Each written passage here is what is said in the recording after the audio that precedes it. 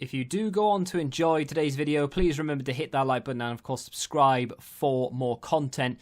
And if you need any coins for Ultimate Team to get a head start on the game, head to the link in the description. Use the code TVM for a discount at checkout. What is going on, guys? TVM here. Welcome back to a brand new video. And you might be wondering, why am I reviewing Mason Greenwood when he's only, what, 1,000 coins? It's not because I'm clutching at straws. There are plenty of players to review, and I actually have 3 or 4 of them done already. But Greenwood is one of those cards that you look at and you think, no, I don't care. That is a terrible card. And even the in-game stats, there are a few that don't look too bad with regards to shot power, long shots. The sprint speed isn't terrible. He's got a 5-star weak foot. What else has he got going for him? High attacking work rate. That's pretty much about it. I mean, his dribbling isn't terrible, 79. I mean, I say terrible. It's not great, obviously. It's not good, but it's not terrible. The card itself doesn't look particularly great. And I'm fully aware of that, and that's fine. However, it's one of those cards that in-game feels completely different. Now, I'm not here to tell you that he is fantastic or one of the best players in the game, because he's not. He simply isn't that good, but he's much better than his stats suggest, and it doesn't all come down to it, but it kind of comes down to pace. When we look at the pace, 79 acceleration, 82 sprint speed, not great. His agility, 77, balance, 72, also not very good at all, right? But he feels a lot faster than he does on paper, which doesn't really make an awful lot of sense, and it kind of brings me back round full circle to the whole pace is nowhere near as important this year as people are telling you that it is, because I see a lot of people saying, oh, you know, pace 21 instead of FIFA 21, and I don't really understand what the hell they're talking about, because if you play a reasonably, I wouldn't say like 1 drop back or two back or 2 depth or whatever it may be. I actually play 5, sometimes 6 depth.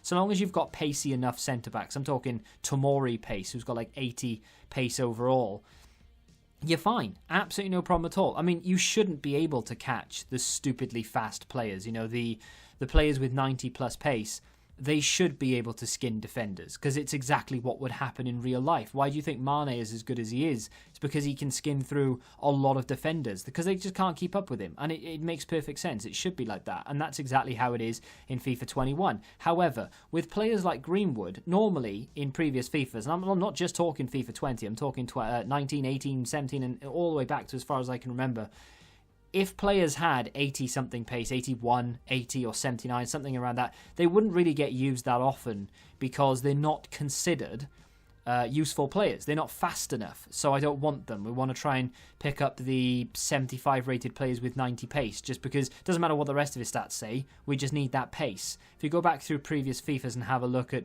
just some of the pacier players, you'll see that they're not actually that good stats-wise. It's just people were using them due to pace. But then if you have a look at some of the other players that were available to use that had really good shooting, dribbling or passing, but just didn't have the legs, they would never get used. And it's because they're not quick enough. In this FIFA, I'm here to tell you that Greenwood in general, as well as every other player who has around, you know, mid-70s to low 80s pace, are actually usable this year. Look at that for a goal. I mean, it was completely unnecessary. Some of the gameplay you'll see, in fact, I think the majority of the gameplay you'll see will actually be co-op. But it's just because co-op is a little bit more enjoyable at the moment. It's because I think it's new, and it's also because I'm not very good at defending. So having 2 people there to be able to crowd out your opponent does actually help. And we are playing against other co-op teams. It's not like that we're playing against a singular person, so it's fair then, because it obviously wouldn't be fair at all if it was 2 against 1 and you play well together, because it really is an unfair advantage. But look at him there, just gets past the defense quick enough. I mean, the shot was never going in. It's a good save, but I don't think it was ever really going in. But he's quick enough, and I don't think his pace is a problem. And considering the stats are quite bad, okay, he doesn't score there, but his dribbling is actually not that bad at all. And he was able to work it through a difficult situation. Similar here, where does a little bit of juggling, manages to beat 2, 3 players. Again, doesn't put the ball in the back of the net, but gets all of the build-up play right. And again here, finds the space down the right-hand side, gets in, plays it across, and it's an easy finish for Kingsley Coman. I like this card. I mean, I'm not saying that it's going to be that useful outside of a starter team, because it isn't. But if you're a Man United fan in particular, you've got a card this year that actually isn't that bad at all. And it's a 77 rated card that face value looks awful. But in general, he's actually not that bad at all. And of course, with Chem Styles this year, okay, they're not as good as they have been in previous FIFAs. But with a Hawk Chem Style, which is what we have on him here. Now, I'm not necessarily saying the Hawk is the best one. It was just one of the ones that I had spare. And I thought, well, why not just whack that on him and see what happens? Because it's not really a card I'm going to use that much outside of, you know, maybe the odd starter squad if I need him in there for chemistry. But saying that, I do actually have him on the bench. He does come on every now and again, and he is more than capable of getting me a goal or doing somewhat of a job on that right-hand side. Good ball into the box there. Poor header in the end. But, again, a nice bit of football. This is a non-co-op gameplay. Just to make you aware, not that it really matters. But the Hawk gives a little bit of a pace boost. Of course, we do get that shot power, long shots, little tweak to the finishing and positioning, little bump in strength and jumping, of course. The stats such as jumping and heading this year, whereas last year they were completely irrelevant. Now we need to maybe look at them and sort of scrutinise them. That's the word I'm looking for. Scrutinise them maybe a little bit more than what we would. Now, in terms of Chem Styles, I've not got the Hawk down there as the Chem Styles I would use. And I think it's because if I were to use this card, say, for example, I hadn't put FIFA points in, I barely had any coins, this is a viable option.